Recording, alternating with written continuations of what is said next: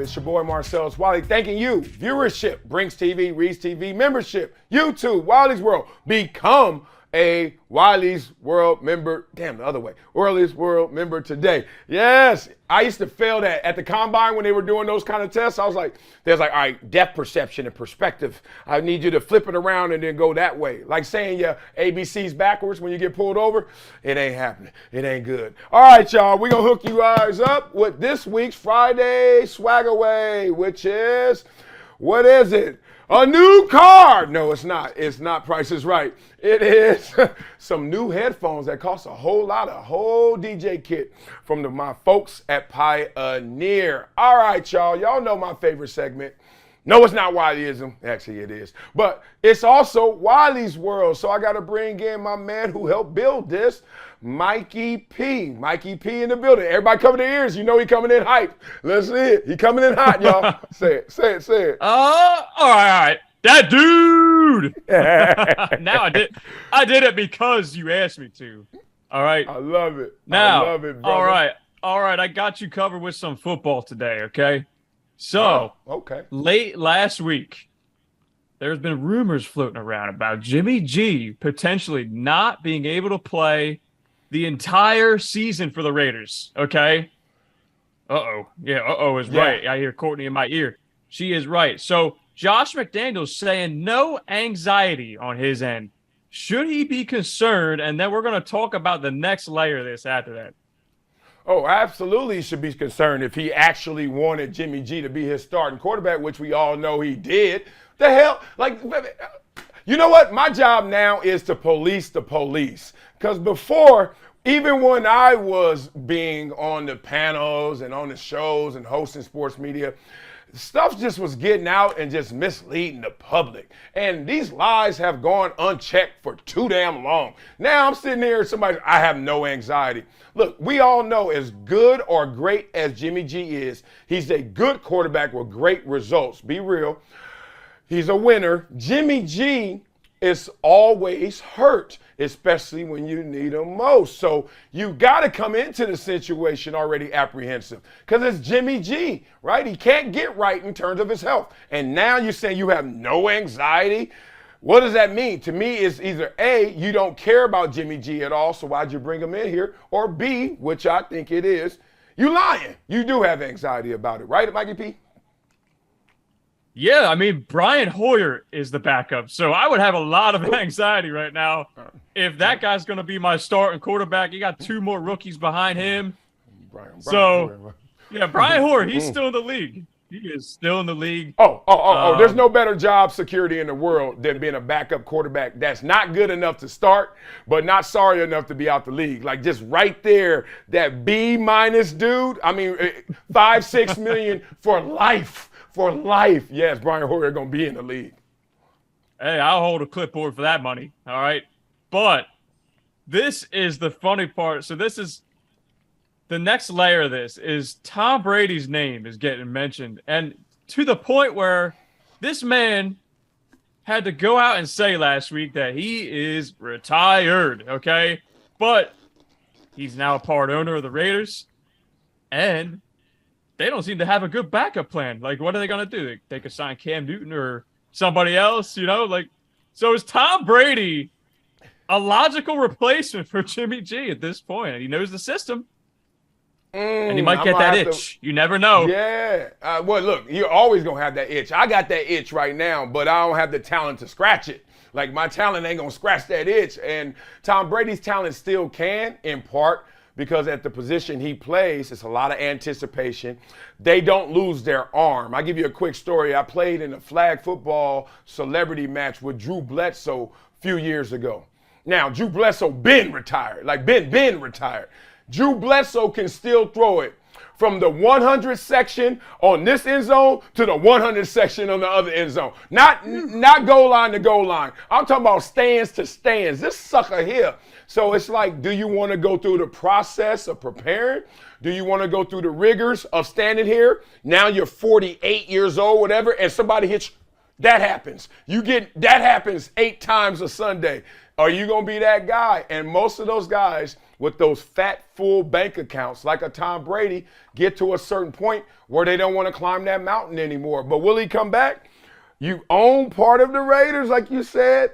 It's a convenient pull just to say, hey, Tom, in spot duty. But I really think Tom Brady is going to relax this year. He already got the huge Fox contract lined up. Like, I don't even think it's about legacy tainting. It's just like, why go out there when you know for a fact that your best football is behind you? And Tom Brady, that first year in Tampa was the last little energy we're going to see from that life. The rest of Tom Brady's going to be flatlined in terms of production. He should just stick to the script, retire, year off, and then go get that Fox money. And I'm with you on that too, because, I mean, if you let's say if you're Tom Brady, you want to win, right? The Raiders are not in position to win anything right now, and especially with that offensive line. That offensive line is garbage. They've done nothing with that. So Mr. Statue is going to get wrecked behind that line. May I object, Your Honor? Your Honor. Yeah. See, that's not the ego of an athlete, let alone a GOAT.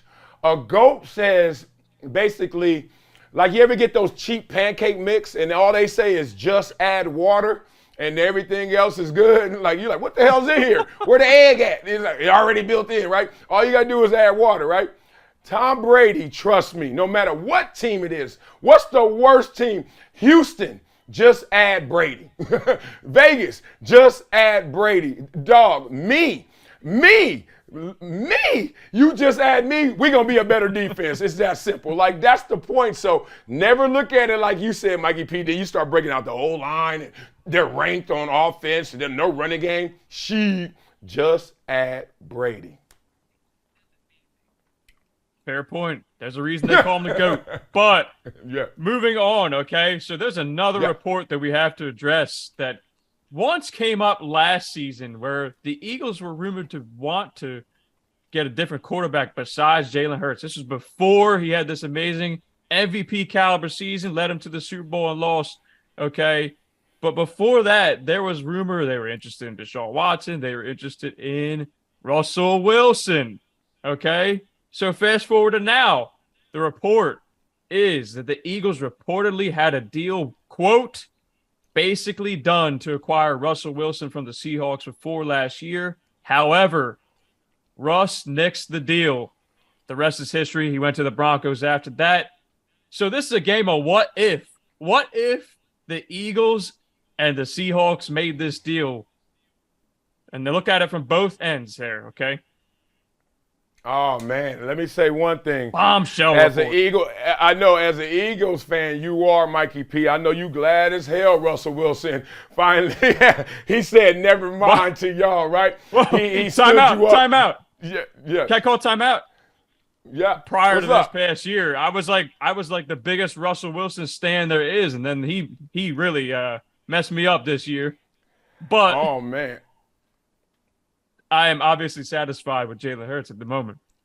Yeah, look, been leaking. Like, for me, Russell Wilson, I think a lot of analysts actually were pointing out the last 2-3 years we've been like, he leaking, y'all, he leaking. And it wasn't just in production. So I got off that wagon fully a few years ago, and then I saw it just crash, and hopefully not burn, but it certainly crashed last year. This year, if he doesn't do well under Sean Payton, it burns. So if Russell Wilson was in Philadelphia, one, they wouldn't have made it to the Super Bowl. Facts. Not the way he was playing and not the way he was leading. Remember, it wasn't just Jalen Hurts' production. This is a grown man, y'all. This dude even checks his coach every single week. You can see him looking at the coach like, that's real immature of you, dog. Like, why are you screaming? Why are you yelling? Like, relax. Like, I've seen too many clips of him just sitting there being the most mature on the sideline. Russell Wilson doesn't convey that. He tries to do that, but it doesn't come across from the teammates the same. So Philly would have been worse. Denver, with that Super Bowl ready roster that everyone was talking about when Russell arrived, would have been better. I don't think they would have represented the AFC because that's where Patrick Mahomes lives. But at the same time, you see that Denver would have been better, came up a little short But Philly, we wouldn't even be talking about them in this way. Matter of fact, the way Philly fans are, they would have ran Russell ass out of there already. Yeah, me too, because I had to bite the bullet there. That one hurt for sure for me, Russell Wilson. But Jalen Hurts. One more, Mikey, and let's get out of here. Come on, wake up. Wake up. One more. Let's get it on. Hard Knocks. NFL Hard Knocks. They still have not picked a team yet. They're down to 4 teams this year that are eligible, okay? So that's the Bears, who already said they did not want to do it. The Saints, the Jets, and the Commanders. They announced it March last year, so they're a little late. Who do you think it should be? I think it's an obvious choice, but I'll let you decide. Bears, Saints, Jets, Commanders. And then remember, they had an in-season version too, so I guess if you want to pick 2 teams, feel free. Oh, this is easy. 1, it's the Jets.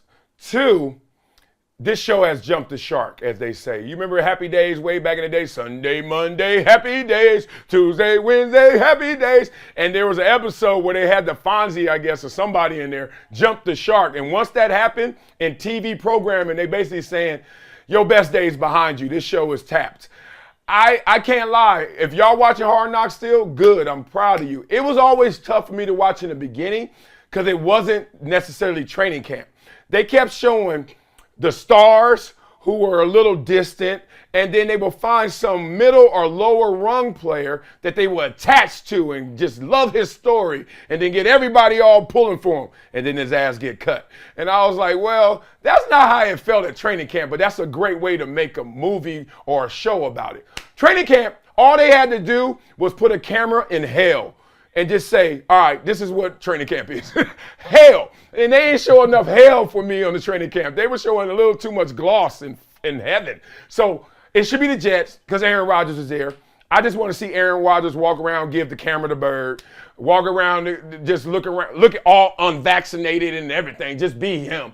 I just want Aaron Rodgers to just be flippant, and I will watch that. But other than that, I'm kind of tapped out on Hard Knocks. Talk to me, Mikey.